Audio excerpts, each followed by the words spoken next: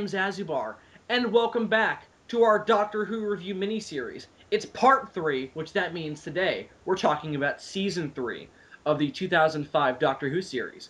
Joining me as always, I have my good friend SYDPART2 Hello? and Deadpoolzilla. Greetings.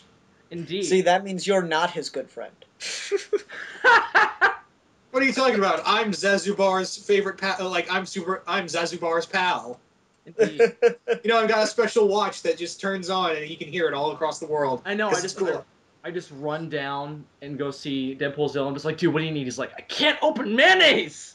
And I use my Godzilla strength to open mayonnaise. And you're like, are you fucking kidding me? I took a bus. It cost me $200 to get here. And you're just like, dude, it's mayonnaise. And I'm like, you're right. I'm sorry. I'm sorry for yelling at you.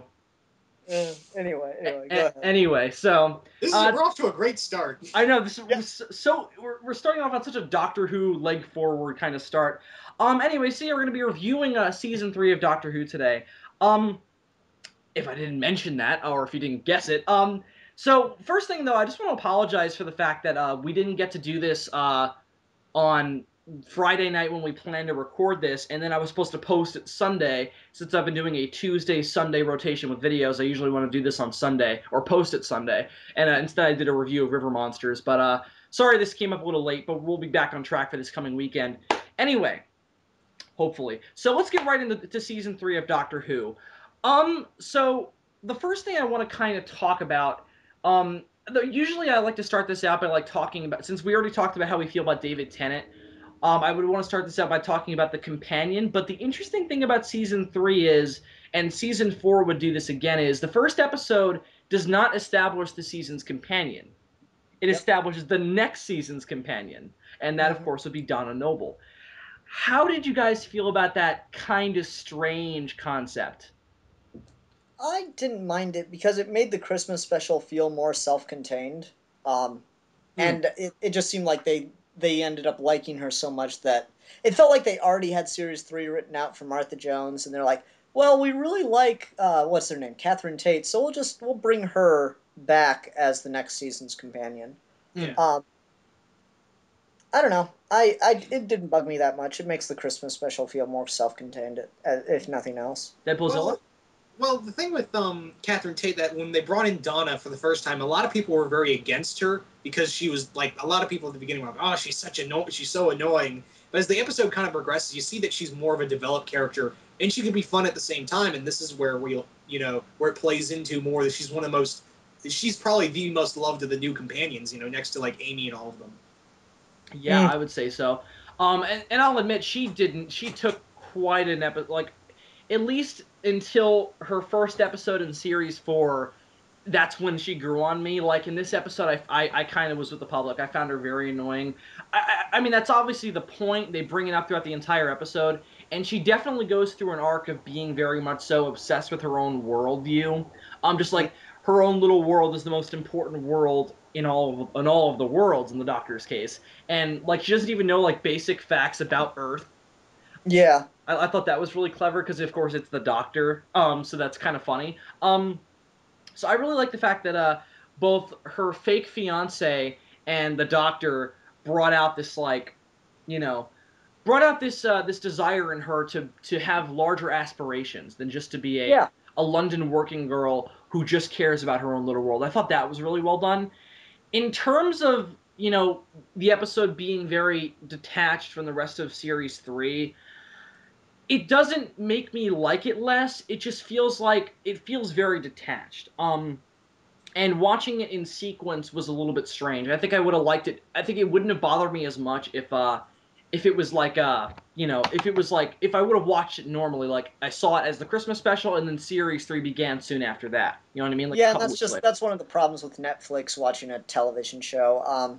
That it doesn't happen as much on Doctor Who, but that and commercial breaks on Netflix start to get really annoying. Yeah. Just like that part where I'm watching Justice League, and it's just getting to that part where like they break for a commercial, so it fades back, black fades back in. Like, you can't re-edit that just slightly, please.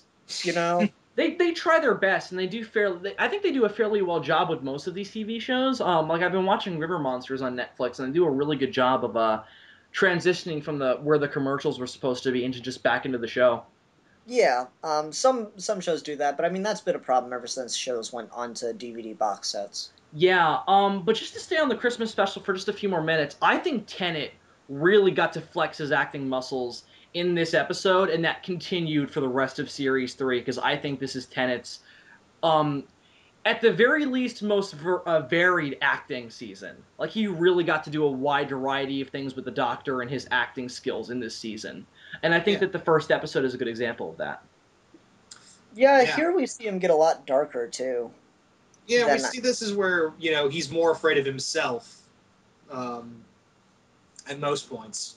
Yeah, and we see that a lot with what happens to him in the first episode, where like he has to. This is one of the few times where Tennant's doctor has to resort to killing the enemy, um, and he does it, willingly, but he does it with a lot of regret. And that shot of the doctor soaked with the water of the pipes, um, and just like it's like it looks like rain, and he has this huge frown face on, and this fire in the background, and all, you just hear the screams of the Arachnox just like drowning. Such a great series of shots, and Tennant's performance is fantastic. It really set up an amazing. It set up this great character kind of progression for Tennant's Doctor in Series 3.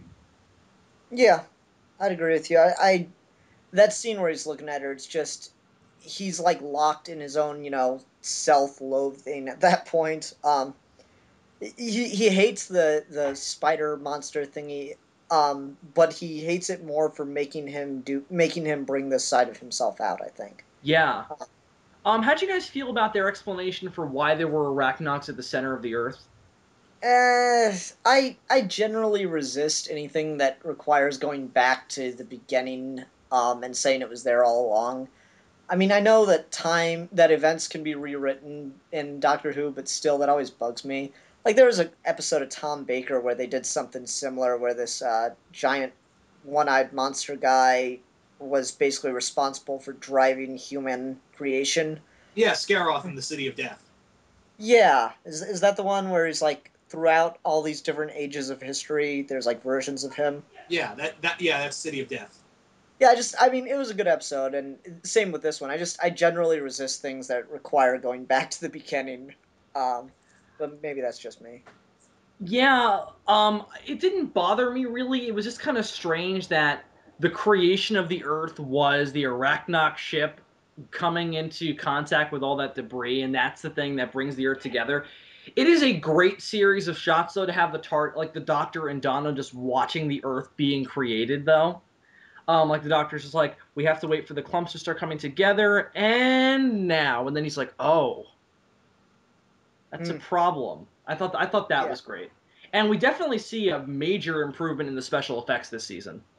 Oh yeah. Yeah. Um, but yeah, that's really all I have to say about the Christmas special for me. All right, so let's move on to Martha then. Let's talk about Martha specifically. You guys can go into whatever specifics you'd like regarding episodes of her. We'll obviously get more into specifics as we talk. But just general thoughts on Martha, as the Doctor's new companion, as a character. Just thoughts on Martha Jones. I like I go ahead, man. I like her. Granted, she used to be at one point one of my favorite companion, but it's kind of dropped for a bit because now it's Donna. Well, actually, not Donna. It's Sarah Jane. Donna's my favorite of the new series. But I think she's very sweet. The big problem is that they tried to make her at the beginning of the series. You see, she's trying to be very independent and just be the doctor's friend. But then the writers are like, nope, fuck it. Let's just make her a love interest for she's in love with the doctor.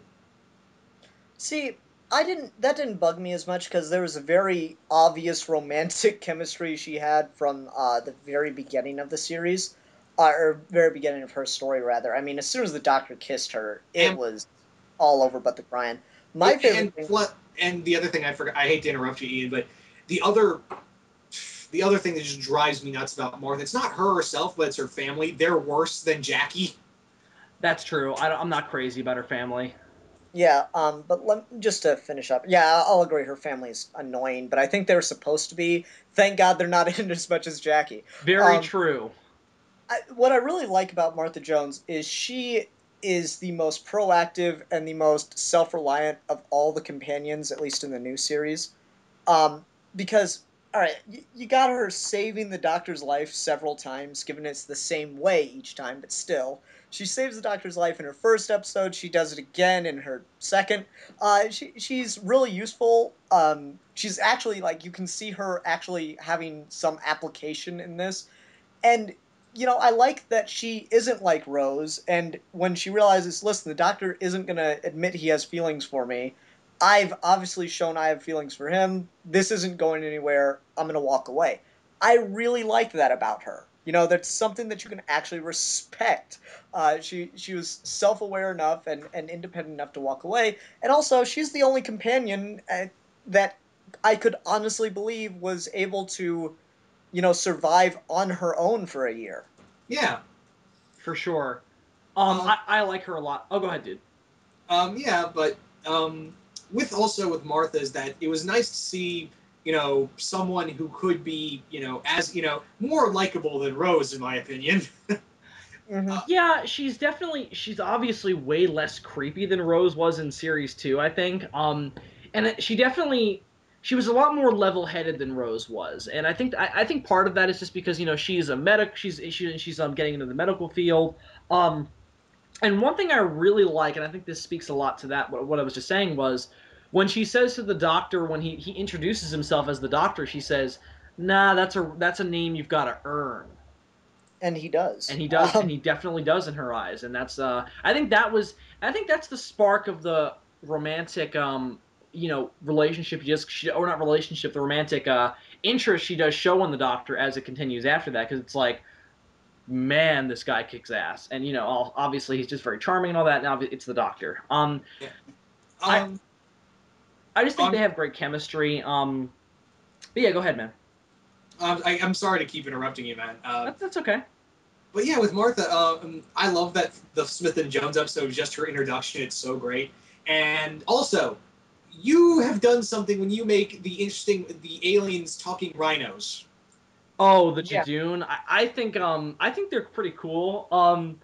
I love how like no nonsense they are. They just walk up to people and stamp them, and they're just like this terrestrial, or what do they say, like terrestrial life form or something.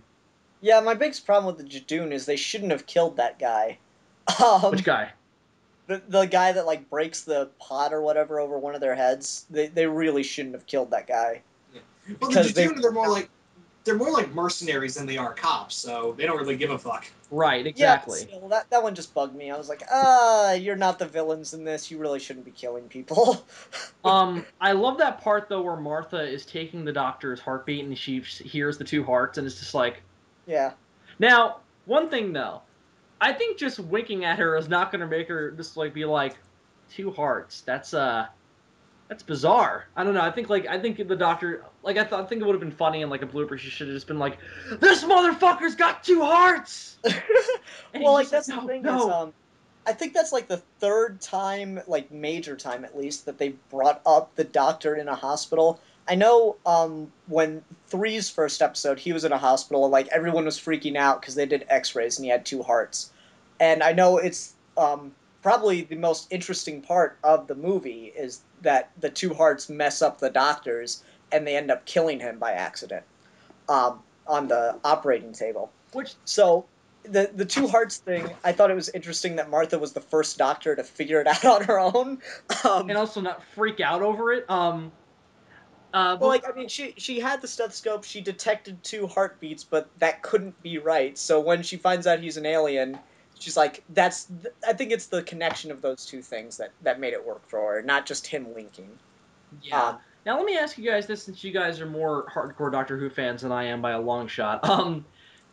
Can he regenerate even if he's technically dead, or does he have to be like on the edge of death in order to regenerate? Like, what's the story with that?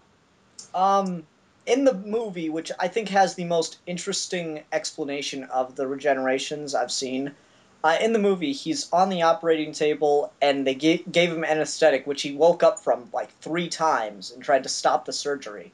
But they wouldn't listen to him. He woke up from anesthetic three times until they finally put him out and then accidentally killed him on the table. And it took him several hours to regenerate, which really messed with his memories. So he had amnesia through part of the movie. Um, So that's all I know about it, given the movie isn't the best source for continuity. But I found that very interesting. Um, you see, it's kind of considered now in continuity that the Doctor, when he's regenerating, it has to be like on the edge of death. Like when he's dying, his body will recreate itself. But that's also when he's at his most weakest, because if he's killed during his regeneration, he dies permanently. As we see with Series 6. Yeah, Spoiler. Ian, these videos have been so in depth. I think that's kind of, I know. I felt like saying that. yeah, as a yeah, but I was just curious about that because it just came up, and I was just like, can he just regenerate whenever he wants? Like he's just in the grave for 10 years, he just decides to regenerate. Oh, that was a good nap. Yeah. Anyway, so yeah, Yes. I really like Martha. I almost wish she would have stayed on for another season, but as Ian was pointing out, I like the reason she does have for leaving, and she pops up a lot in season 4, so it's not like we lose her forever. Yeah. Mm-hmm. So let's talk about like the first two episodes, the Shakespeare Code and Gridlock. I fucking loved Gridlock. I thought it was so freaking creepy. You know what's funny? Well, actually, two things. Like one that I'll talk about with the monsters we see in here. But you know what? One character we haven't talked in series 1 and 2, the face of Bo. I love the face of Oh, the Bo. face of Bo is amazing, especially with what we find out about him in this season. Yeah. Yeah. The face of Bo, it was such an interesting character, and I love what they do with him. Like when they explain that the whole reason why this whole gridlock is happening is because that's the only way they can keep them alive. After this whole emotion drug thing happened to the council, and they've all died, and it's all that's left is him and Mistress Hayne. Yep. Yeah. That was really cool. To go real quick back to the Shakespeare Code, I like parts of this episode, and I don't like some of the lazy monster creation on it. Yeah, that's my thing too. Is like it has some What I good parts. like about the episode, just real quick, I want to get this out because this is something I noticed that I didn't connect until watching. All right, to prepare for this video, let me just say I watched the first couple episodes, not counting the Christmas episode. I watched Martha's introduction and the Shakespeare Code, and then I watched this 3-part series finale, or season finale of it, right? Mm-hmm. And the thing I noticed is the Shakespeare Code sets up that words do have a literal power in the Doctor Who universe, and it's called back to with the Doctor tapping into the psychic network in order to defeat the Master. So I thought that was really interesting. But my problem with the Shakespeare Code is, listen, just because you say, "Oh, magic is science we don't understand," doesn't mean that witches equal aliens. Yeah, that was a little bit bizarre. It was like, this is so literal. I mean, Yeah. that was my biggest problem with the episode, was like everything about it was so just upfront and literal, and it's hilarious because it's fucking Shakespeare. Mm-hmm. Yeah, and I don't like how they made Shakespeare like this super intelligent god. Like we need Shakespeare's mind to break free. Mm-hmm. Yeah, exactly. That was a little bit too much of ego stroking, or not ego stroking, just like historical figure stroking, I suppose. Although I do like how the Doctor constantly accidentally makes Shakespeare references, and he's just like, Yeah. you can have that. And then he makes the one and he's like, I'm gonna use that. You can, it's somebody else's. Um, Wait, which one was that? Because I remember that. I don't know what the line was. Neither do I, to be honest with you. Fuck. Uh, Um, the one I did like about that, about as far as making Shakespeare really intelligent, I liked that he was able to see through the Doctor's act. Or the psychic paper. That was great. yeah. No, no, not that part. I mean, like when he asked the Doctor, "I'll figure out why you're always putting up an act," you know, like that he saw that the Doctor really wasn't this cheery, happy-go-lucky kind of guy. That was cool. And again, it fit in very well with the season. That's the one thing I really like about Series 3 as a whole, is it's very, very tight. Yeah, Mm-hmm. and it's all interconnected. And with Gridlock, this is something that a lot of people seem to forget. But with Gridlock, it's just this fun little story, but it's a really good character moment for Martha. And plus, we get the Macra, which are a Patrick Troughton era villain. Oh, I didn't Oh, know those were really? in there before. That's cool. Yeah, the Macra are a classic Doctor Who villain, but you see, the Macra were a race of creatures that were the scourge of the universe, and they basically enslaved the human race long ago. And they were super intelligent, but they enslaved the human race to consume fuels. And now, but in the new series, it's basically that they've de-evolved into primal animals. Yeah, that's the one thing I was a little bit, and the episode makes up for it with the situation and some of the just horrific nature of what happens in it. But the monsters really do not play a big role in the episode. Yeah, but it was just like a fun little thing to see, these Troughton and Hartnell era characters, but they're just there for fun. They're just there for like, oh look, something classic. But I think that the best part is the death of the face of Bo. When he dies and when the doctor's telling Martha about the Time War. Oh God, his description of Gallifrey and the Time War is just so great. So, I mean, I like that we don't have to sit through all of it because we've heard it a million fucking times, but... See, I would like to hear, like, just a very specific telling of the Time War from, like, a couple of the different Doctors' perspectives.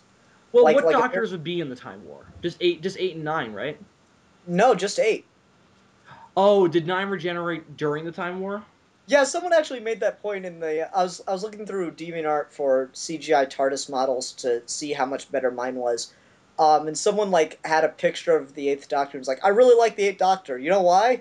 All the badass things 9, 10, and 11 talk about, he did. Very true. All the shit with the Nightmare Child and everything, yeah. I would love to see an audio version of the Time War done. Yeah, good fucking luck with that. Like, BBC's gonna allow that to happen. Very true. Or an animated version would be cool too. Even though not on the have you seen? You remember Dreamland? Bad? I've seen the Infinite Quest, and their animation was pretty shitty, but it was still interesting to see the Doctor in animation. You should be able to find somebody. If I just spent like the last week and a half working on a crystal CGI TARDIS, you can find somebody to do good animation for Doctor Who. Well, maybe now that the show is insanely popular, maybe we'll get a really good animated Doctor Who thing. That'd be fun. Because I mean, the problem with that episode that's animated is not just animation; it's also really. It's bland. It's very well. Actually, I think it's worse than bland. I think it's just childish. Yeah. It feels very, very much so like fan fiction, in my opinion. Yeah, it feels like Doctor Who meets Treasure Planet. Oh, very much so, and especially. Don't get me wrong, I like Treasure Planet, but still. And hey, I'm writing a crossover between Treasure Planet and Doctor Who. Assholes. Well, then make it better than that. Okay. This is inspiration for you, dude. You got to do it better than fucking the show itself did it. Balthazar's voice was cool. Anyway, let's get off of Infinite Quest. Gridlock. What I liked most about Gridlock was just all the circumstances of this like just fucked up highway situation. It takes them 12 years to travel like 3 miles. That is fucked up. Yeah, and you complain about a 25-minute train ride. Oh, shut up, Ian. Shut up. And it's also hilarious that when David Tennant finds those kittens and he's like, "Oh, look at them babies," and every fangirl died. Everyone was just like, "Oh God." Just like the fact that we see that a cat person has mated with a human and produced just kittens is bizarre. It's Doctor Who. Well, it was just a joke. You know who should have really died is the furry fangirl community. Well, they should have just been like, yeah, they should have just been like, oh my God. No, fine. Deadpoolzilla is like, I'm not laughing at that joke. Anyway, so to get off of that, of the awkward silence. Yeah, I didn't mean to. I was totally looking at something else. I didn't even hear what Ian said. Okay. Go back and watch that video and tell me if you laugh. He's just like, Ian, I didn't laugh. And you're just like, oh. Anyway, the end of friendship has just been destroyed. Anyway, so to get off of that anyway. See, I really enjoy Gridlock. It's not my favorite episode from Series 3. I mean, it's hard to say whether or not that's the finale or Blink. Anyway, so let's get off of Gridlock as well. But obviously there's a very important reveal in Gridlock with the face of Bo saying, "You are not alone." Mm-hmm. Yeah. And we're just like, what does that mean? And then we find out. Y-A-N-A. Then we find out what that means like 5 episodes later. Yeah, and let's hold off for a little bit on that. So what was the next episode? I can't remember. There's Gridlock, and then I think, well, what happens? Oh, then it's the one with Minecraft turning into a monster. Oh yeah, that's the Lazarus, the Lazarus effect or something. Yeah, There actually, was only one thing I last. liked in that entire episode. Hey, Just, I was gonna snog him. that was cool. One last quick thing I wanted to say though, I love in Gridlock when Martha's just like, when the doctor says, "This is where I took my last companion," and she's just like, "Oh, rebound." Yeah, right? That was cool. Like, he didn't even realize it, which was kind of worse. Um, Yeah, and of course it's the shitty version of it, as opposed to the Metropolis that they were in. Anyway, so back to what were we talking about? The Lazarus effect or whatever it's called. Yeah. I enjoyed that they finally did an episode of Doctor Who that didn't involve aliens, aside from the Doctor. Yeah, I'd agree with you there. Otherwise, I think it's a little bit it's a little bit boring at times. Yeah, and the creature looks like it belongs in Resident Evil. So Yeah. much. I was like, why is Resident Evil crossing over with Doctor Who? That makes no sense. And Oh, the wait. CGI in the monster is not good. Guys, Yeah. we totally skipped Daleks in Manhattan. Uh, we'll come back to that because that's definitely the weakest one, and I have a lot to say about that two-parter. um, wait, isn't Lazarus Effect before? No, I Yeah. just decided to pull up the Netflix episode order. Oh, it's before Lazarus Effect. Yeah. Are you sure? Because doesn't the doctor take her back home and it's just like you got? Dude, I'm looking at it right now. No, he's right. He's right. Oh, he is. Damn it! Fuck. Ha Yeah. ha! I always have to be right on my channel. You guys have to lie through your teeth just to make sure I'm right. I just totally forgot. I totally forgot that came. I thought because for the longest, it's been a while since I've watched Series 3, so I thought it was Lazarus Effect, then the Daleks two-parter. Well, yeah, that's what I thought too. Because the doctor is just like, I took you on one full trip, the past and the future. Well, Yeah. I'm sorry. I'm looking at it now, and you're both wrong. Okay. Well, Ian, maybe you're wrong. Anyway, so let's just finish up on the Lazarus Effect quick. It's not great. I think there's some interesting stuff in it, like the last part where the doctor and the guy are just talking about the Blitzkrieg. I thought that was really interesting. And the doctor's just like, yeah, I was there. I was like, fucking Series 1 reference. Yeah. How many times has the Doctor gone to World War II? How many times has the doctor gone back to that, like, couple of days in World War II? I mean... Yeah. And it's also interesting because this is where we see John Sim as, he's just hiding out. We don't know that, oh god, he's going to play a bigger part in the show. Yeah, you just see... Because, like, they bring up Harold Saxon, and I'm just like, who the fuck is Harold Saxon? Mm-hmm. And again, another thing about Series 3 that works, so it's, again, as Deadpoolzilla said before, it's so interconnected. It is just one giant story, and it works really well, in my opinion. Yeah, and I think they tried to do that in Series 1 with Bad Wolf, and it kind of worked. The Series 2, they seeded Torchwood throughout, and that kind of helped. This is where they really hit their stride with doing it, I think. Yeah, I think As so. far as seeding what exactly this was all leading to. Well, 1 and 2 are much more, like, subtle than 3 is. Like, there's only... Like, Series 1, the reveal is a little bit... It's not enough, I think. Like, that last two-parter is great, but it's not enough for seeding an entire series around, in my opinion. Yeah. 2, Torchwood it was even set up in Series 1, so... Was it? Yeah, they bring up Torchwood soon after the Doctor meets Harriet Jones. Oh, okay. Like, I thought that was I thought that was the Christmas special. no. Anyway, so yeah, with Series 3, it's just like it's just one giant story, and I think it works really well. And just everything about the seemingly one-off episode sets up something that it comes into play with the ending. Anyway, so back to so I think I really don't have much else to say about the Lazarus Effect. I don't think it's a great episode. We don't need to see any more of Martha's fucking family because they're fucking just I would just call them like just very conservative, kind of uptight douchebags. I was gonna call them live action Looney Tunes. That too. I don't know. Just the one saving grace for them was Martha's sister going, "I was gonna snog him," because that's just like how every woman should react when the guy they're about to make out with turns into a giant monster. Very It's not totally fucking. That's totally a fucking woman's reaction, Ian. Yeah, it's just instead of screaming or anything, just I was gonna snog him. Instead of fainting from pure disgust, I was gonna stalk him. I just love that. That was just so. It was so removed. It just made me laugh. So realistic as well. No, Yeah. oh, that was very sexist. I just lost 5 subscribers. Women don't subscribe to you. Actually not true. You'd be surprised. Anyway. I was kidding. No, you weren't. Anyway. So let's talk about Lazarus Effect, bad episode. Daleks in Manhattan and evolution of the Daleks. Oh God. If you were to ask me the weakest episodes of this series, it would be this. Duck and cover! No. Yeah, let's get into Daleks in Manhattan.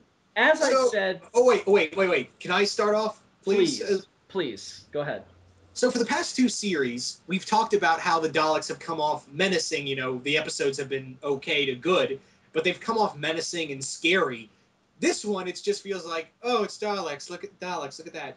And, oh, God, it's so freaking bad. And the other thing that pisses me off, Andrew Garfield's in here. The guy who played Spider-Man, and he's one of the worst things about it. But and I hate to say that, too. But the thing is... that we have the Doctor and Martha going to the early Depression of the 1930s, and we have them going to the park where it's basically the slums, and we have a guy named Solomon who does every little allegory to be King Solomon from the Bible. Like, he's breaking bread, huh? You get it? Like King Solomon. And also, not gonna lie, I totally missed that. So did I. Yeah. But also, we have the Daleks, who henchmen are pigmen. Why? Who gives a fuck? That was bizarre. That was very weird. And you know what's weird? This isn't the first time the Daleks have had weird henchmen. They've had creatures called Ogrons. They've had mutations before. Pigmen is just a long line of what the fuck is that? But it doesn't make any sense, in my opinion, for the Daleks to have minions. Like, or that are different species.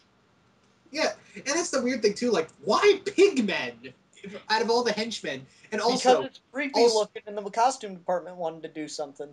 Yeah, also, lightning does not carry DNA. Yeah, that was bizarre. Unless Doctor Science in Doctor Who. Yeah, well, the problem is that lightning does not really transport matter. And I mean, Doctor Who is fucking out there, bordering on science fantasy kind of science fiction, but like, but still, it has the basics of normal science built into the fantasy, I think. Yeah. And plus, also, what happened to the whole Daleks idea of, always keep the Dalek genome pure? Why make Dalek human hybrids? I mean, yeah, I know it's to save the race, but why make... That's just the thing. They explained it. What was the line that... I actually really like that line from that episode where it's like, this is breaking our fundamental code. We are the superior species. And the one says, if we are the superior species, why are there 3 Daleks and 6 billion humans? Yeah, why is there only 4 Daleks? Oh, 4 Daleks? Okay, my bad. I really like that. That, it showed that this was the one Dalek that was able to think logically. Well, here's the thing. I really like those couple of lines too, and I like that idea. I just don't think the episode puts enough focus on that. Ian, I think we've talked about this before. It's way too, like, bouncing all over the place. We've got vaudeville, we've got poverty, we've got Hoover Towns, we've got fucking Pigmen, the Empire. Yeah, thank you. The Empire State Building being built. We've got fucking just all this different stuff.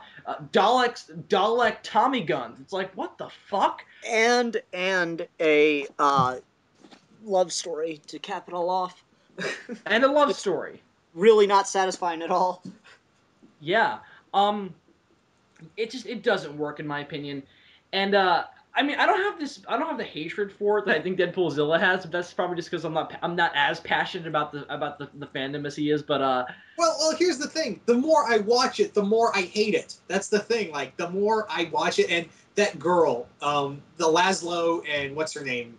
Laszlo and fucking, I don't know, but who cares? Yeah, they're like Laszlo's accent good. It's a good, but hers, my God, it's terrible. Like she keeps like it is the most horrible American accent you hear, and it's also like it gets to the point where it's like this almost comic like 50 like not even like 50s like it's like almost space ghost esque story of how to save mankind from the Daleks.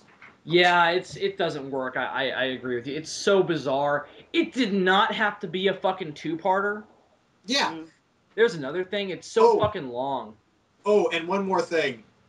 Why did Oh God, why does that guy look like a tentacle monster from a hentai?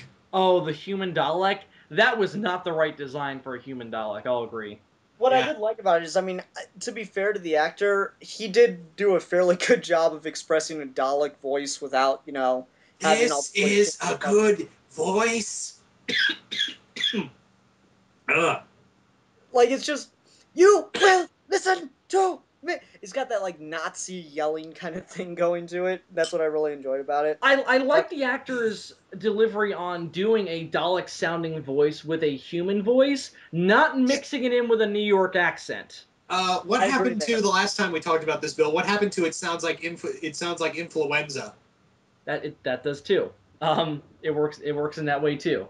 Um, I enjoy the episodes enough to not hate them, but I'm not going to say that they're the best episodes. It has a from it. couple good moments that make it worthwhile. I love David Tennant, coming up to the last Dalek at the end and saying, "I'm not going to be responsible for 2 genocides in one day." You know, that's the thing that I really love about David Tennant is, in my mind, Bill and I were talking about this. We should just start recording all our conversations, Bill. I know, We were talking seriously. about this, and in my mind, the Doctor is a superhero, At or at least Tennant's least version. the 10th Doctor is. Yeah, in my mind, the 10th Doctor is a superhero, and that was There's a lot of moments. This and the toward the very end of the series finale, series finale, it are the most solid moments for me to point to of Superman would do that, kind of thing. That's a superhero action right there. Yeah. That's not just a regular hero save the day action. That's the actions of something greater. Um, There are parts of Daleks in Manhattan that are kind of cool. Like, again, I like the dialogue in places between the Daleks and the human Dalek of just like, this is the only way we can save our race, but that goes against the idea of the Daleks. well, let me just say this much, and this isn't explained in the episode, so this is a bit of fanon to justify it, if you will. If the Daleks were originally genetically engineered to have everything except the stuff that isn't genetically pure Dalek taken out of them, conceptually, you should be able to do that again. That's all I got. So they could conceptually make Dalek human hybrids to, increase the numbers of their race, then take the Dalek, or then take the human aspects out of it and make them pure Dalek again. So yeah, I could talk on and on about how much these 2 episodes are just bad, but I don't feel like going further. But what's next? 42, right? Oh, 42. Let me look. Oh, you don't like it, we Bill? don't have. You don't like it? I'm not a fan of 42. Really? Here's the thing. Let me just say, we don't have to go through it episode by episode, but let's talk about 42. Was not a fan of 42. I feel like it was. I feel that's the case where it was. I thought it was too quickly paced. It felt too similar, in my opinion, to the two-parter from season 2 with the Satan Black Pit. hole. Yep. Yep. I thought it felt too similar to that, in my opinion. And I imagine they use some of the same sets, and that's not the problem. I just felt like the problem of the episode, like the issue that the Doctor was dealing with, was too similar. And just he gets thrown into the situation. We don't build up any real connection to the characters. And they do definitely try. It's not terribly written. There is definitely an attempt to make us care about the captain, whose husband is possessed by the monster, but I don't know. I'm not. It didn't really hit me in any way. It just kind of happened. It's more boring, I think, than it is absolutely terrible. I think it's just a okay horror movie that happens to have Doctor Who in it. Um, Fair enough.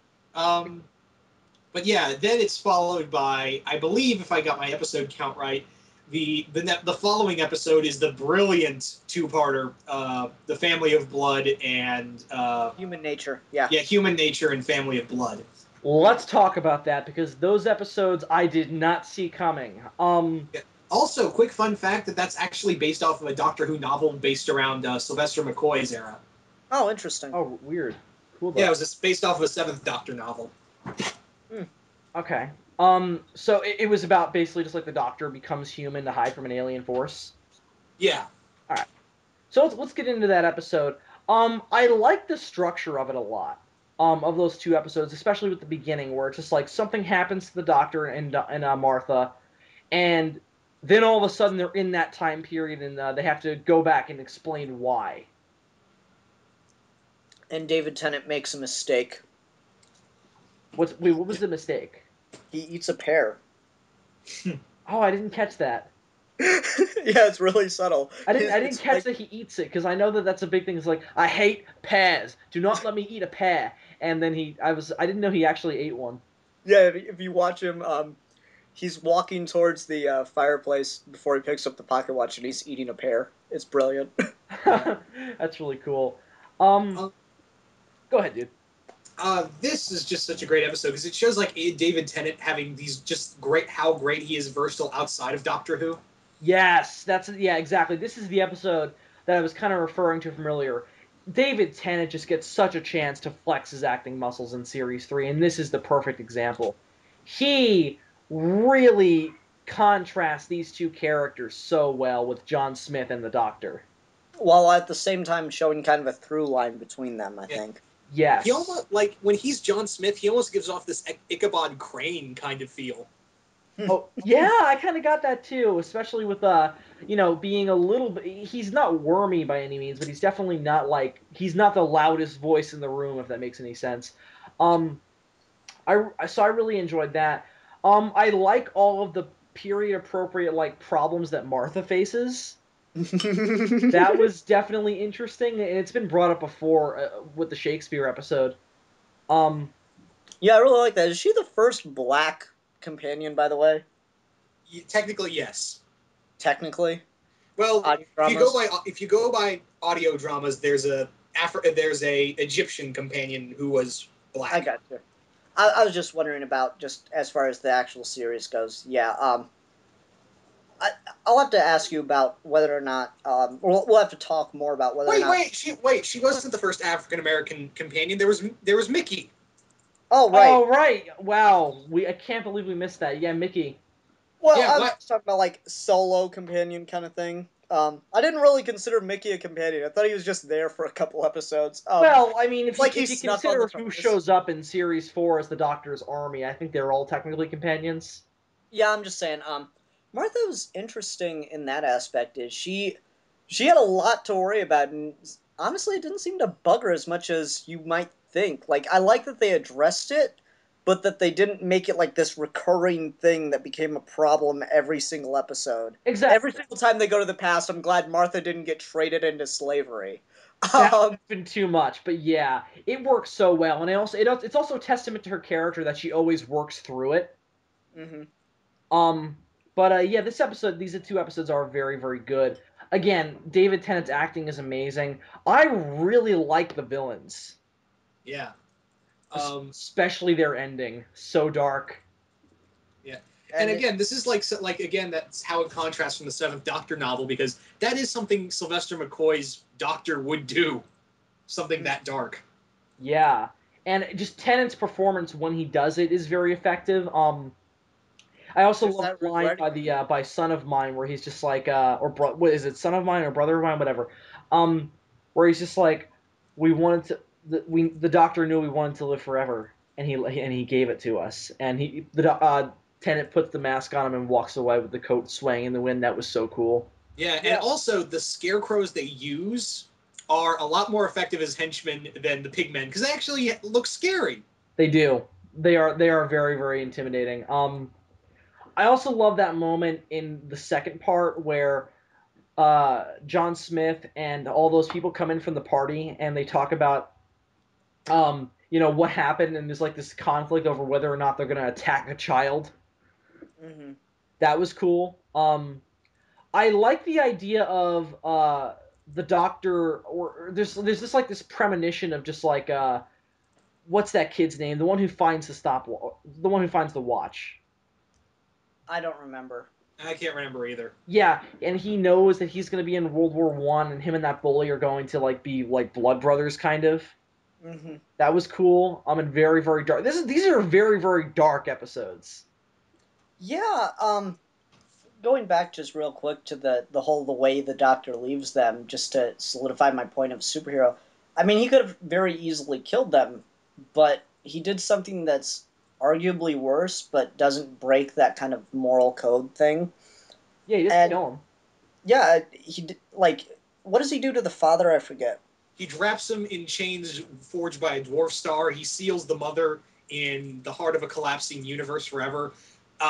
Then he seals the daughter in a mirror, every single mirror in the universe, and he freezes the sun in time.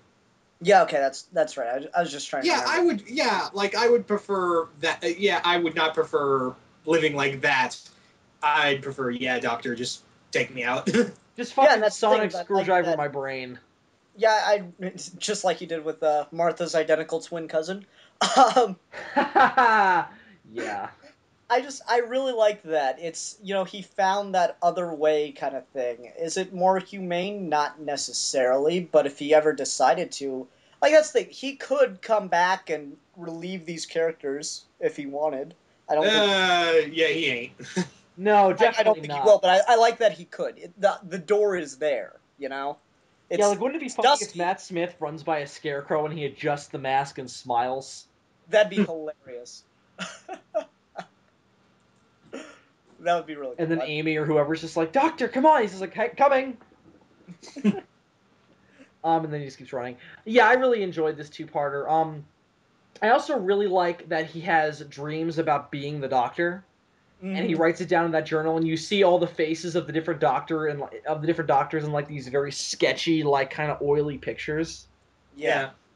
And the woman, I love the actress he meets in here. I can't remember the woman he meets in here, but it's a very believable romance. Oh, they have great chemistry, and very much so time appropriate. I definitely bought them Yeah, I having a like that relationship. they decided they were in love without us getting, a ridiculous for the time period, like Grey's Anatomy style sex scene or anything like that. Ha! In Doctor Who, that would have been awkward. No, I wouldn't mind like that kind of romance thing done in Doctor Who.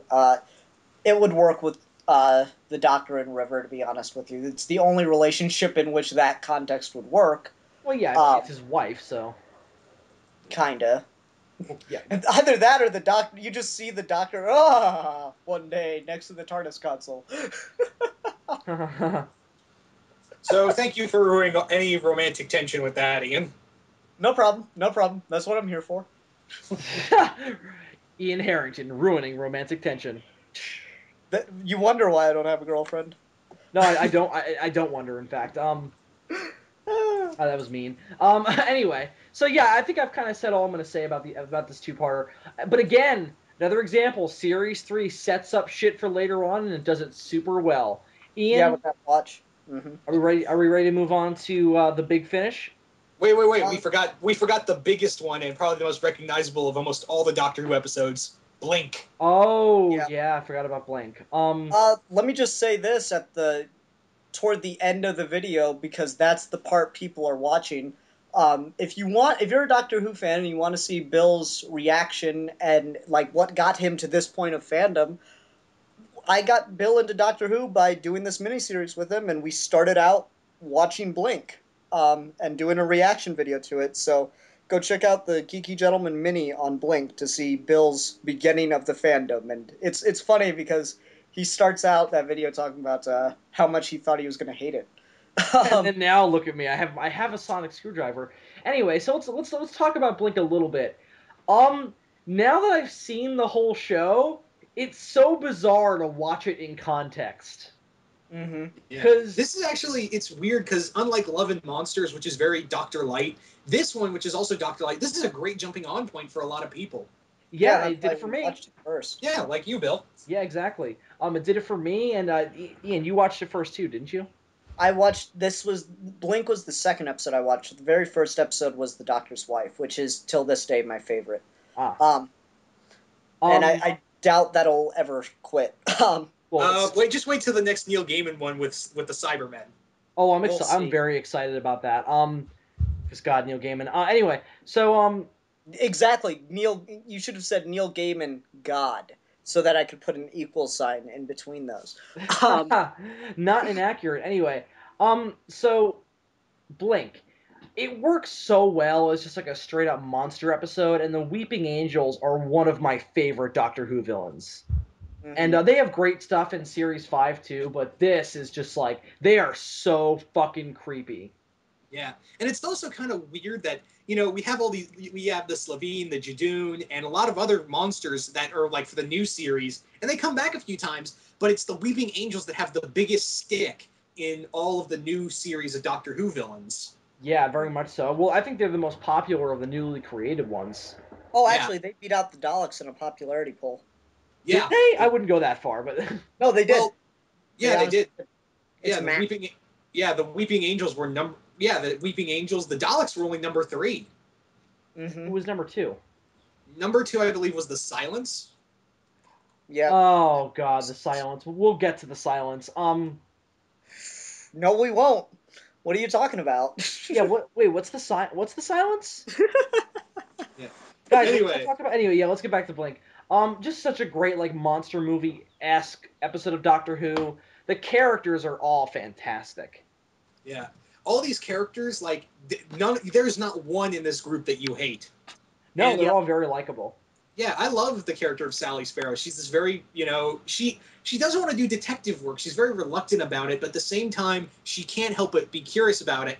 And it's a great horror story. Like if Stephen Moffat wanted to, he could have taken out everything Doctor Who and made this like a straight up horror movie. Oh, for sure. Yeah, the Weeping Angel, or like Revenge of the Angels, or something. No. He could have just called it Blink, and that'd be it. You could have. True. Very true. Um, yeah, I think I Blink is absolutely fantastic, and obviously it's gotten its fair due with the Doctor Who fandom, especially with the popularity of the Angels. But yeah. So, you guys have anything else you want to say specifically about Blink, or I think. Yeah, I just want to say that I love the fact that sorry, hold on. There are noises in the background. doors are attacking Ian's house? Yeah, I know. They're a new Doctor Who villain I'm working on. Anyway, I would not be surprised if that actually happened in the show. I was about to say the Doors. What are they doing there? How did Jim Morrison come back? Tim Morrison never left, man. Anyway, no, I like Blink just because it works so well from just a time travel aspect. And if anyone's interested, there's a band made primarily of YouTubers called Chameleon Circuit, and they did a song version of Blink. It's pretty cool. Uh, Anyway, so Deadpoolzilla, you were gonna say something? Yeah.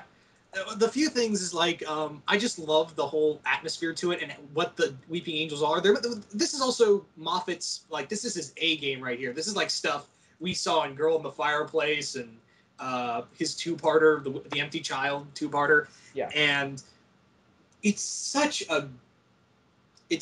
his A game. Like I'd say this is his best stuff. For the most part, but it's really tough because all of his stuff, before, because I feel like Moffat has lost his touch, but he still has his good points here and there. But this is like the Russell T Davies era when he was just writing one-offs and one-shots and two-parters. That's where he really hit his stride. about that actually. Did he help with plotting at all? Because I'm noticing that in series with Matt Smith stuff, there's this very through line of continuity, and you see it kind of starting here in the early series. And I'm wondering if he helped with like overall season plotting because he seems to be good at that, his run seems to be really good at setting up what's going to happen at the end. Yeah, kind of. But anyway, I just also love the concept of the angels, and it's something that it's blinking. That's something you do every day, even involuntary. It can be something, and making something as a statue is terrifying. I mean, I still know people who still look at statues after watching that episode and be kind of creeped out. Yeah, it's Mo Fat at his very best. Definitely true. And it's just again, it's just like it's such like this simple thing, and he goes into so much detail on what the hell it is and how scary it can really be. It's I'm always impressed when he's able to do that with something as simple as a statue that just moves whenever you're not looking at it. I'd agree with you. I do like that. It's just a really good episode, and it's the perfect jumping on point.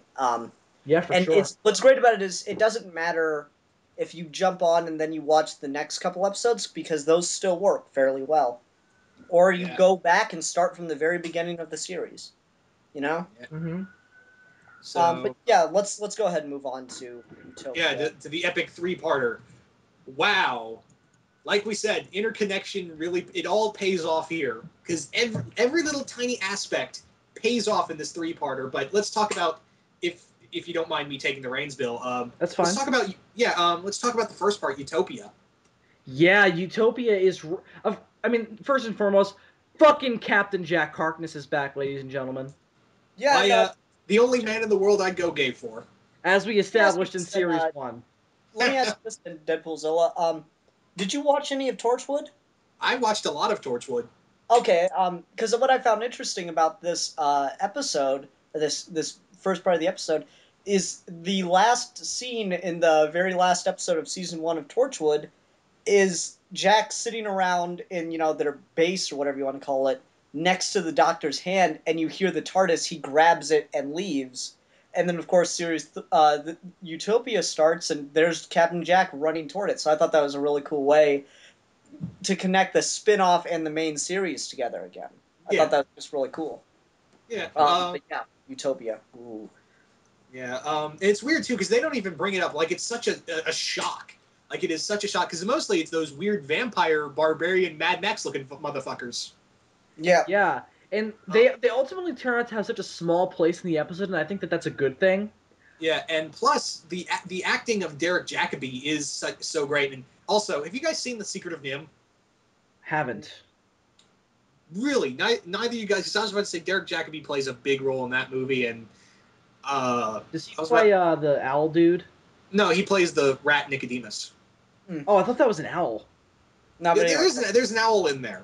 Okay, I've never, I know vague things about it. Anyway, oh god, he is so fucking good in this, and his chemistry with the Doctor is perfect. Yeah, and it's also so cool that he can switch from this kind and generous person to just when he gets the fob watch and just be dark and sinister. Like, I kind of wish he played the Master a bit more. I mean, he has played the Doctor in a few audio dramas.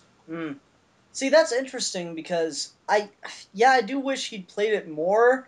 Or I wish there had been a reason that he regenerated into John Sims besides just fuck it, I want to regenerate. Well, he got shot. Remember? Oh, he did? Yeah. The lady shot Fuck, him. I completely missed that. I thought he was just like fuck it. Well, he says there's a line that could throw you off though, where he's just like, if the Doctor can be young and charismatic, so can I. And then he regenerates, and it's awesome. That regeneration effect is so fucking cool. I completely missed that. Then my bad. Complaint withdrawn. Yeah. I do like that line though, where he's like, if the Doctor can be young and charismatic, so can I. And then he just regenerates. No, he's like, so can the Master. Yeah. Reborn. Yeah, that was so. See, that's something I really wish they had waited to say it's the Master until David Tennant said his name. That would have been a lot cooler of a reveal of. But it was like it was such cool build up when he finds out that the professor is a Time Lord, and he's like, oh God, which one? And you're building up, and then he goes, he's like, the professor. It was a mere guise, and this. I was like, then who are you? I am the Master. That was so fucking cool. I don't know about you guys, but I gasped, and I was expecting it. I knew that was going to be the Master because I was interested to find out more about him. But even then, I was just like, ugh, fuck. Yeah. And especially when you see the watch, and he's like, and also great setup is the headaches. Mm-hmm. And the everyone with me and Ian. That was so cool. Yeah, just the headaches. That I'm bored. And I've gotten a couple looks from people like, is he doing that? It's so cool too because that's actually like I will involuntarily start tapping to the sound of drums. Oh, really? It's so cool. Like it's gotten to the point where it's just involuntary. Like I'll be sitting in a diner and I'll just be tapping my fingers like that. Yeah. See, I'm not good at keeping beats, so I can't do it involuntarily. No, I can only do it if I'm just like, okay, the master's beat. And then I start slow and I go fast. Anyway, I really like Derek Jacobi as the master, or at least as the professor. I mean, we don't get to see a ton of him as the master, and I'm cool with that. Of what we got, he was great, and so is John Sim. Yeah. But we'll get to John Sim. I want to say this quick. I love again how interconnected Series 3 is, and another example of that is the master's professor's name. It's like Janos or something. Yeah. And Yana. yeah, and it's like that's of not course alone. an acronym for "You Are Not Alone," Mm-hmm. which is what the face of Bo said to the doctor before he died, and that's of course setting up the master. So he's epic, and the master's regeneration clearly establishes him as this is not a nice dude. Yep. Just like everything Derek Jacobi does in his performance to build up to John Sims' first appearance, you know the master is a fucking badass. The scream, the fact that the regeneration looks kind of fucked up, it all works really well for people who don't know Doctor Who to set up who the master is. Yeah. And it's so cool too because John Sim, like a lot of people compare his performance to what he did with the Master, kind of like what Heath Ledger did with the Joker. Really. I can see that kind Well, I don't support it, but I kind of see like where people kind of get that, where they took this classic character and made him a little more edgier and a little more aggressive. But that's been kind of done before. I mean, that's kind of been always the Master's shtick. And I mean, I like John Sim. But he's not my favorite of the Master incarnations. Yeah. It's got to be Anthony Ainley is my favorite Master. Is that the one in the Five Doctors? Yeah, that's the one in the Five Doctors. I like how he's just like, fuck you, Cybermen. he doesn't actually say that, does he? Because that'd be amazing. Yeah. It's pretty cool. Well, fuck you, Cybermen, and he just walks away. That would be an awesome line. I need an R-rated Doctor Who episode, just like with the filthiest language ever, or abridged Who. Yeah, just something ridiculous. I need it. It'll be hilarious. Fuck you, shit. He's like, well, I've got Time Lord things to do. Fuck your shit. It would have to be one of the classic Doctors, just so you could have like that like old British like voice saying like this terrible profanity and like sexual language and shit. Susan, stop being a cunt. I can beat your ass with this cane, nigga. Sarah Jane, I could do you in the ass right now. Just like when like Tennant says, "Oh, that was brilliant." It's just, I could fuck your mother sideways right now. Matt Smith would be hilarious, where he's just like, I just came. Yeah, actually, I was thinking about this today because I was looking at Matt Smith stuff from the beginning, and I was watching the speech from Rings of Catan, whatever. Did Matt Smith break his nose between when he started and what's going on now? It looks flatter to me. I don't look at people's noses, Ian. I'm not talking about that. You're my factoid guy right now. Usually that's Bill, but you would seem to be the person to ask. I don't know. It's just like I was looking at his nose, his face. Like it looks like he fell on his nose and it broke. Maybe he got surgery. I don't know. I don't know. So anywho, yeah. Anyway, Ian, fucking weirdo. No, it's cool. But let's get into the real meat of this three-parter. The master becoming Harold Saxon, yeah, and then becoming the master. And what's so scary is that, oh god, it's not like, oh, I have a plan building. No, he's already had this plan going. Yeah, I like villains that have already or are just about to take over the world when they succeed in doing that. It's always so entertaining to see that for some reason to me. I mean, Maybe it's just because as a comic fan, it's always, I'm going to take over the world. No one ever succeeds at it. Doctor Doom has a few times, but anyway, with the Master's plan, again, masterful, get it, work of the writers, of Russell T Davies, of implanting this, like, the whole season being about, leading up to this whole reveal with the Master, and one of them is Harold Saxon is mentioned constantly throughout the season. The first episode, when the military attacks the Arachnos, someone says, Minister Saxon has given us the all go. Oh, is Yeah. he the minister at that point? No, he was the Minister of Defense. Okay, I gotcha. Yeah, I do like that, and it's done much more subtly here than it was in season 2 with Torchwood, I think. Or season 1 with Bad Wolf. Well, no, Bad Wolf I never noticed until they directly mentioned it. I I did when they were like graffitiing it on the TARDIS. I'm like, that's got to mean something. Yeah, I was just talking about, like, I didn't notice Bad Wolf until Eccleston said, wait a minute, Bad Wolf, it keeps popping up. Ah, it's meaningless. No, it's not. Um, but with Torchwood, like, the biggest problem with it is it just got so annoying, like, to the point where, I think the way they integrated it here, because no one, like, directly focuses on John, or on Saxon, at least not to the degree that Torchwood did, because, you get that pan in of the Queen, she's like, I think we'll start something with your land. The Torchwood. It's like this. She should have just like looked directly at the camera and said it in slow motion. Um, Or and just like a huge music build. And it's like Torchwood coming soon to BBC. yeah, and Yeah. like I mean, here we got a little bit. I mean, there were some direct moments, like when Martha's mother was like, "I have this news directly from Saxon." Like that was I think the most on the nose one we got, but everything else was like really subtly integrated in. Well, it wasn't until the Saxon clearly knows about the Doctor that I began to suspect that was something connected to like the Master or whatever. Because someone has dirt on the Doctor, they're probably gonna be a villain later, and the Master hasn't been in the new series yet, so Mm-hmm. it's probably him. Um, but that's just because I had prior research done. But the Master three-parter is really, really great. John Sims' performance is really good. I love the laser screwdriver. That was really clever. My biggest problem with like it's such a nitpicky thing, but it legitimately bugs me. My biggest problem is why does the master have jelly babies? What is up with that? That's not okay.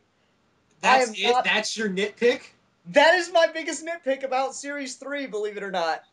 What Um, the fuck, man? It's not the Daleks in Manhattan. It's oh god, the Jelly Babies, because the weird talking hentai looking motherfucker is so not a problem. But damn, those Jelly Babies in the Master's hands, right? yes, damn it! I will not be judged. I am so lost. What the fuck is a jelly baby? Imagine like a Sour Patch Kid, except not sour. All right. Um, Yeah. Okay.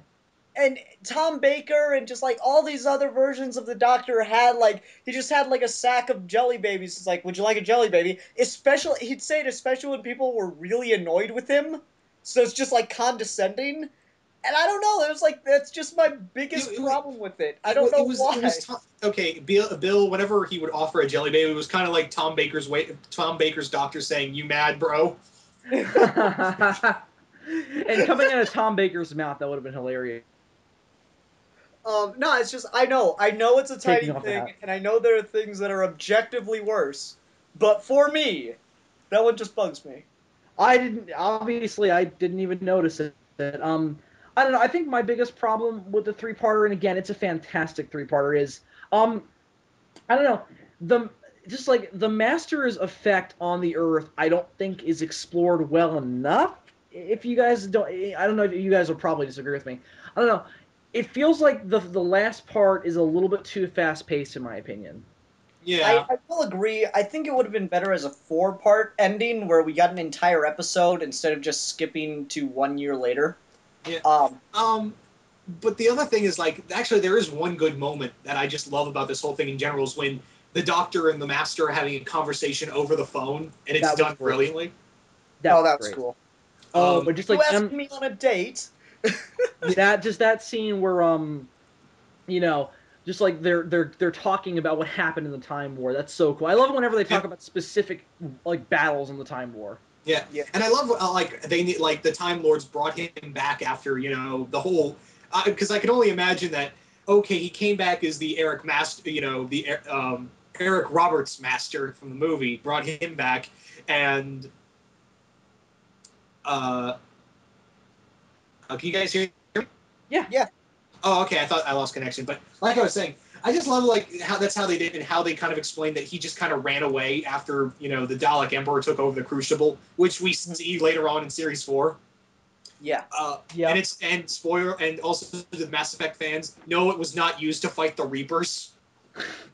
I referenced it over my head too. But yeah, I just love that conversation because it almost feels like the Master's almost like he's kind of panicking because Gallifrey's gone, he can't find it, and he's like he asked the Doctor, I can't find it. Where is Gallifrey? And he never knew what happened in the Time War, and it's almost like he gets a little upset about it, and then it almost feels like the Doctor's begging him, despite all the horrible things that he's done, he still wants, he still wants the Master on his side because they're the last two of their kind, regardless of their differences.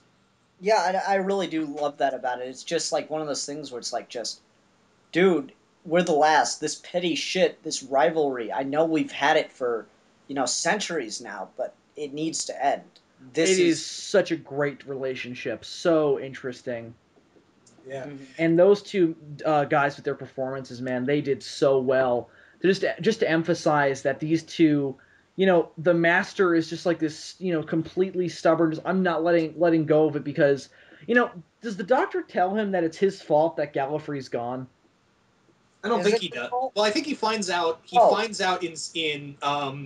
out in the final, like Yeah. David Tennant's final story. Oh, right, with the end of time, right? Yeah. I didn't know if he knew in this three-parter though, because that would have added another layer on. No, wait, he does. He does find out. He does. The Doctor tells him he wiped out the Time Lords and the Daleks, and he has this brilliant line of, "You wiped out two species in one stroke. You must have felt like God." That was Yeah. cool, yeah.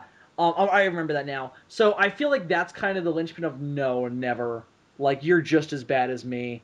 And I think that's when the Doctor realizes that he has to change. I think that's why he ultimately tries to get the Master to forgive him. And he's like, maybe it's time I stop traveling. Maybe I should just devote my life to taking care of him. Yeah, I did like that idea that he Yeah. was just gonna, he and the Master were just gonna be in the TARDIS, and that was gonna be the end of it. Yeah. And the end of Yowie fanfiction would have been endless. Oh, God.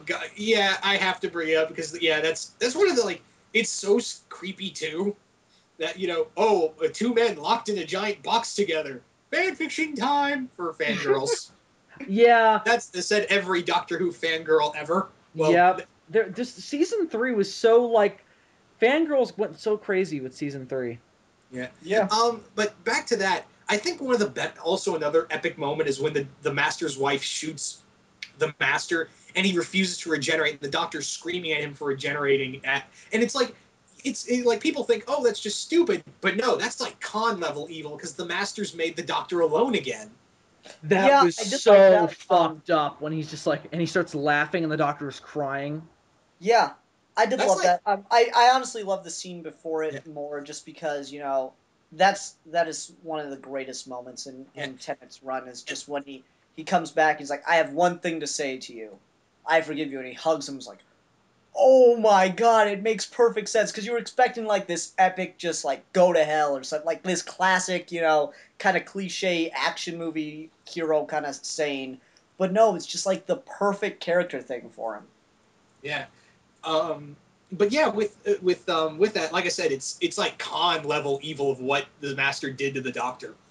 Yeah, for sure. It's so fucked up. And again, that's what I can say about Series 3. It's a really dark season of the show. And I think it works really well with the Master. Although, to be fair, Series 4 does have its really dark moments too. Yeah, but just everything that goes on with the Master and everything that happens to the Doctor, it is a really dark time for him. Though Season 4 is definitely too. Yeah. Anyway, so the final three-parter is fantastic. It's not perfect, unfortunately, but John Sims' performance as the Master is great. The relationship with the Doctor is perfect. And of course, seeing Captain Jack return, and when we find out about his connection to the face of Bo. Yeah. I just love that Captain Jack cannot introduce himself to anybody without the Doctor going, stop. Yeah, and also it's kind of funny. I watched some behind the scenes of Doctor Who when they talked about, Captain Jack's the face of Bo, And it's funny, like, I was watching behind the scenes of that Doctor Who Confidential, and John was, like, David had read the script before John did, and John was eating, he was eating lunch and reading the script, and then he ran over to David's trailer. He's like, he's banging on the door, like, David, I read the script. And David comes out, I was like, did you read the script? Yeah. Was it awesome? Yeah. And they're like all giddy like schoolgirls about it. Yeah. Yeah. So I saw that same video and someone posted a comment on it on YouTube. They're like, Doctor Who, we're the only bigger fans than the fans or the actors. I love that. That was cool, and I love I love that behind the scenes thing. And it just makes so much sense for him to. Jack Harkness is the only one who could be the face of Bo. Yeah, because he was there at the end of the Earth, and like, yeah, why would some random alien head be there? Like everyone else there had a connection to the Earth, which was fascinating. So they introduced it really early on, and then Jack came around, and I love it. I love that the face of Bo was introduced before Jack too. Yeah. Something weird though. Deadpoolzilla, have you seen any of season 3 of Torchwood? No, I actually have only watched the first 2 seasons. Okay, because apparently, like, it's in this weird copyright place.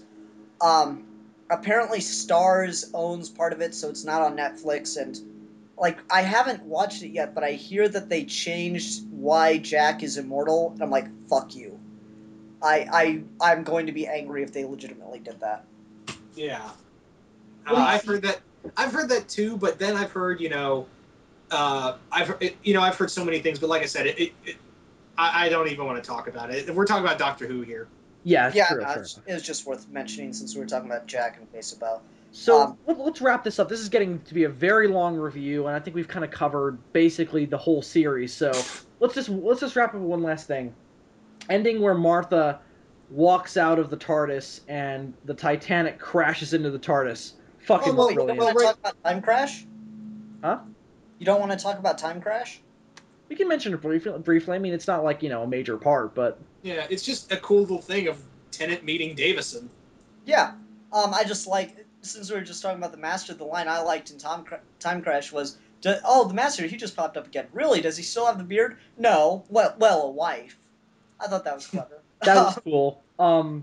Although, I have to ask, doesn't that, I don't know, it kind of creates continuity problems. Like, I'm sure, like, the only excuse I could think of is Davison would... Well, here's my problem with it. If Davison knew what Tennant looked like, why is he surprised, like, at the beginning of Series 2 when Tennant's like, what do I look like?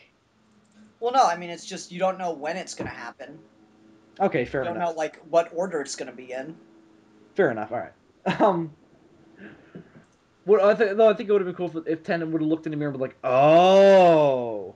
And then here's something else weird. Here's something else weird about Time Crash, that the Doctor should know that that's his future incarnation. Like, Time Lords have this thing that they know, they have a psychic impression that they know which Time Lord is which. So they would, like, if the 5 Doctors win, all the Doctors meet, and they're like, oh yeah, we're all the same person.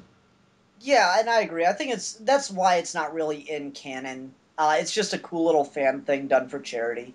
Which is fine. It's fine as that, and it's good that it's not like a central conflict of the episode or anything like that. Yeah, I would have liked it if it would have been like just put in at the end of Series 3, because it, like, when I was watching, I'm like, oh, this is where Time Crash comes in, and I'm like, oh no, nope. The Titanic just crashes into the TARDIS, and that's it. What? Tennant had so much fun doing his whats. What?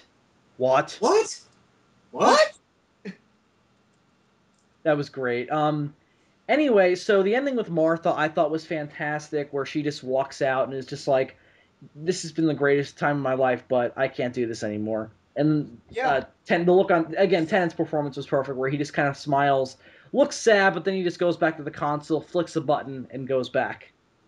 Yeah, that's what I like about it, is that, she, in the new stuff at least, she is the most independent and proactive of the companions, in my opinion. Not counting River Song, I suppose. Well, it's questionable if she's even a companion, I think. And plus, I'd argue with Donna and even Amy to some extent. Well, the trouble with Amy is the god complex with that thing. Well, Yeah. we'll get to that when we get to that. Well, indeed. Anyway, so you guys have anything else you want to say about Series 3, or can we wrap this up? It's awesome. You should watch it now. Don't watch any other Doctor Who. Just watch the stuff with the Master. No, that's a terrible idea. Yeah. No, because then they'll want to watch everything else. Like, I won't listen to Zazubaar. This was amazing. Yeah. I'm Ian, and I totally laughed at the face of continuity. Yeah, pretty They just much. watch it like, what the fuck is going on? Who is this man with a screwdriver that shoots lasers? Why is there a blue box that gets turned into a paradox machine? That is something. How weird and slightly cool was, the Doctor without any regeneration looking to you? That was creepy. Yeah, I liked it. I thought it was neat. I just liked that it kind of looked like Hartnell just a little bit. Somewhere in the face there. Or maybe that's just me. A little bit like Hartnell, for sure. But yeah, season 3 is absolutely fantastic. I mean, I still kind of, I don't know if it's my favorite series, but it is definitely among the best. It's a really great series of Doctor Who. Master's fantastic. Most of the episodes are great, with a few exceptions. Daleks in Manhattan, and 42 for me withstanding. No, it's all perfect except for the jelly babies. That's God Ian. damn it, Ian. Guys, just Ian is the only one here who has that opinion. Don't listen to him. He's crazy. I don't even know why I have him on this thing anymore. Because I got you into the show and you owe me. Fair enough. All right. Well, thank you very much for watching, guys, and thank you very much to you two gentlemen for joining me again. And we will be back with you soon enough for a review of Series 4 of Doctor Who, the end of Russell T Davies' run. Thank you very much for watching. I'm Zazubaar. I'm Deadpoolzilla. And I am SYDPART2. And we'll see you soon. Farewell.